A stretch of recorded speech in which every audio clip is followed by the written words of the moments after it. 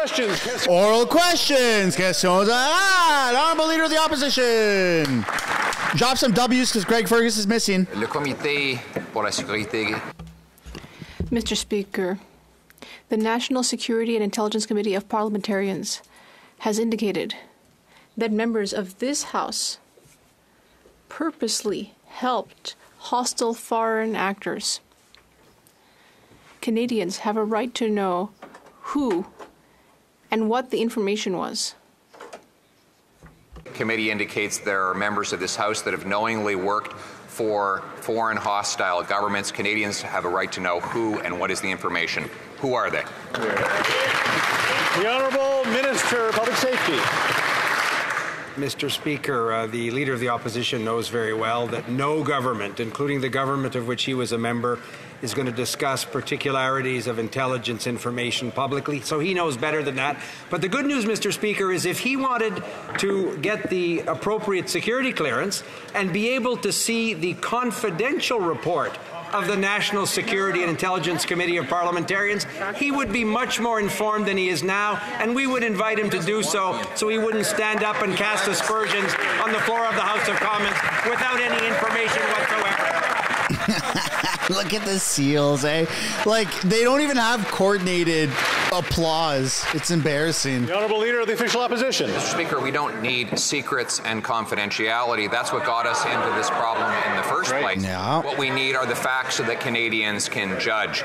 Just like in the case of the Green Slush Fund, the Auditor General revealed $123 million of spending that broke the rules, $59 million of projects that never should have been awarded money at all, $76 million in money gone to companies connected to the Liberal appointed members, including $217,000 to the chair of the fund that was giving out the money. Will the government support our common sense plan to hand over all this information to the RCMP for a police investigation? The Honourable Deputy Prime Minister. Mr. Speaker, that today the Conservatives don't want to talk about the economy. But we know that the economy is the issue that most concerns Canadians. Right. And that is why I am so glad to share some great news. Today, The Bank of Canada, there she goes. AAA credit rating. Blah, blah, blah, blah, blah, blah.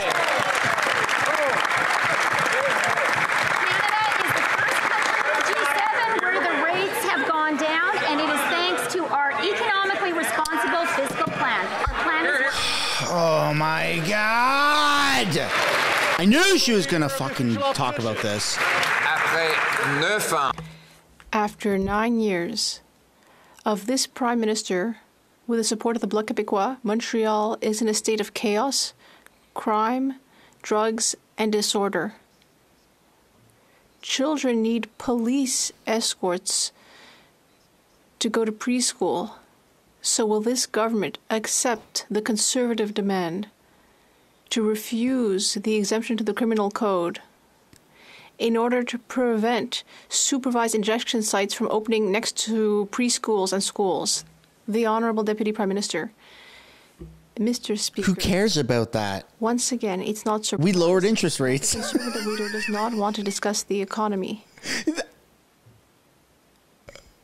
But we know that the economy is the issue that Canadians care about the most.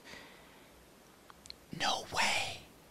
And that is why I'm so happy to share a piece of good news, which is that today the Bank of Canada... Kids need police escort, and she talks about interest rates? What is going on? You could get shot any day, but interest rates went down 25 basis points. The Honourable Leader of the Official Opposition. And interest rates remain 20 times higher they were when that member promised that they would go down. Remember when she said the big risk was deflation and low rates? Well, she was exactly wrong then, and she's even more wrong now. Mr. Speaker, 6 years ago, I said there was a carbon tax cover-up. The government wouldn't reveal the true cost of its carbon tax. Then they published information claiming everyone was better off. Now we find out that there is a secret report showing that with the economic cost Oh, there you go, man. The vast majority of Canadians are paying more. Will the government end the gag order, stop the carbon tax cover-up, and release the report? And she's going to talk about how great interest rates are now. Mr. Speaker. Mr. Speaker, it is just really sad and shameful that the Conservatives continue to talk down the Canadian economy and that they are unable to celebrate our great country. There you go. The reality is, Mr. Speaker, this has been a great week for Canada. Yes. Oh, my God. Oh, my God. The Stanley Cup Finals.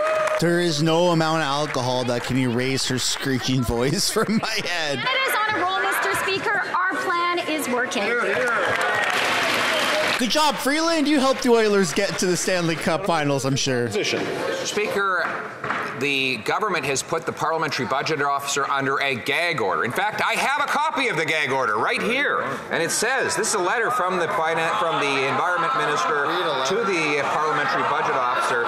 The department is providing information that is unpublished. As such, I request you to ensure that this information is used for your office's internal purposes only and is not published or further. Show the screen. Show the screen. Show it to the camera. Show it to the camera. True cost of the carbon tax. Why won't they end the gag order, stop the carbon tax cover-up, and release this report today? He should have showed it to the camera so people can screenshot it and zoom in. Prime Minister. Mr. Speaker, the person who seems to be laboring under a gag order is the Conservative leader. Oh. And that gag order seems to prevent... She just likes saying the word gag. ...positive about our amazing country. The fact is, today is a day of really good news. The Bank of Canada has lowered interest rates. Canada is the first G7 country to lower rates. Our government's economically responsible plan has created the conditions that made that possible.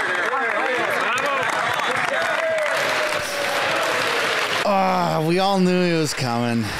We all knew that she would just be yappity yappity yap. L'honorable député de la Prairie. The Honourable Member for La Prairie.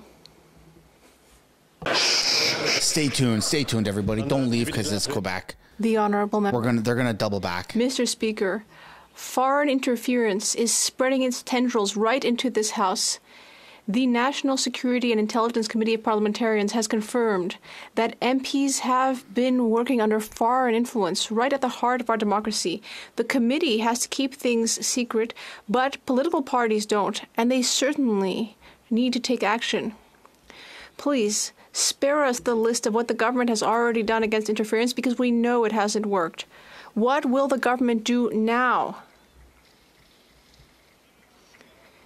The Honourable Minister of Public Safety. Mr. Speaker, I'd like to thank my colleague for La Prairie for his question and his involvement not only in the Commission, but I'd also like to thank his party and our other partners for the important work that's being done today. For example, to support Bill C-70 to strengthen our national security institutions and our collective capacity to recognize and fight foreign interference. So I'd like to thank him for that. The Honourable Member for La Prairie. Mr. Speaker, this is important. The parties need to rise above the fray because among us, there may be members who, knowingly or not, are working for other countries. That is extremely serious. I'm calling upon the Prime Minister and calling on all of the leaders of the opposition parties. If someone among us is under foreign influence rather than representing their fellow citizens, they don't belong here and should leave. What will the government do to make sure that happens? The Honourable Deputy Prime Minister. Mr. Speaker, I find it a little surprising that even the Bloc Québécois doesn't want to talk about the economy. Because I know that for Quebecers as well, the economy is the main issue. And today we have a piece of good news, which is that the Bank of Canada has decided to lower the key interest rate. That's good for Quebec. It's good for all of Canada. Mr. Speaker, it is clear that the Liberals are trying to hide what Canadians already know, that it's a carbon tax is a costly scheme that is making everything more expensive. The Parliamentary Budget Officer has already proven that the vast majority of Canadians are worse off economically because of this failed scheme. What we didn't know is that the government actually went out and did their own economic analysis of the carbon tax, but they're refusing to release it. Why the cover-up? Here, here.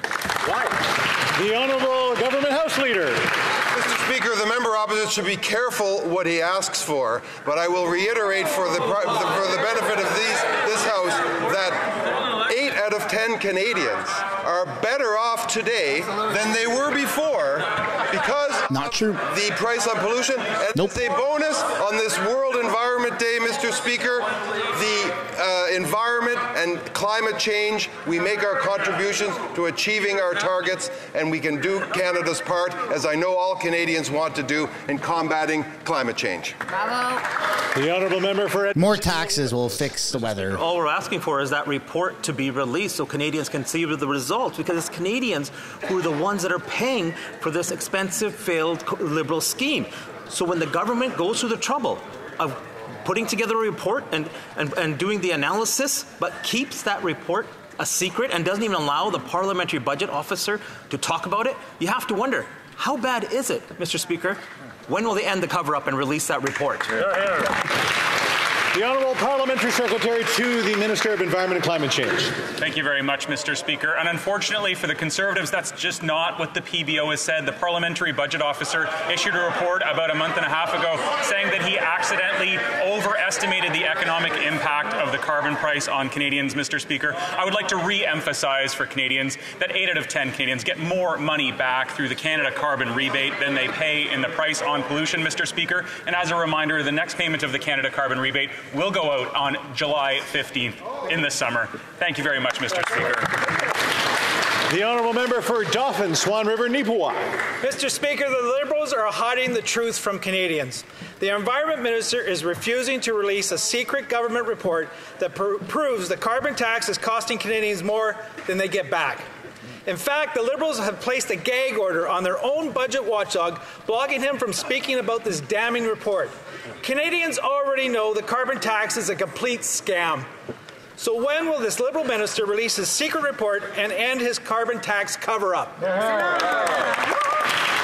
The Honourable Minister of Rural Economic Development. Thank you, Mr. Speaker. And, you know, I'd like to remind the member opposite that thankfully we all passed the Fez last week, and that means in his riding in Manitoba, a family of 4 is going to receive $1,440 with the rural top-up. In my riding in Newfoundland and Labrador, it's $1,430. In Alberta, it's $2,160. Because no matter how you do the math, Mr. Speaker, 8 out of 10 families are better off with the carbon rebate, especially families in rural. They've got that top-up.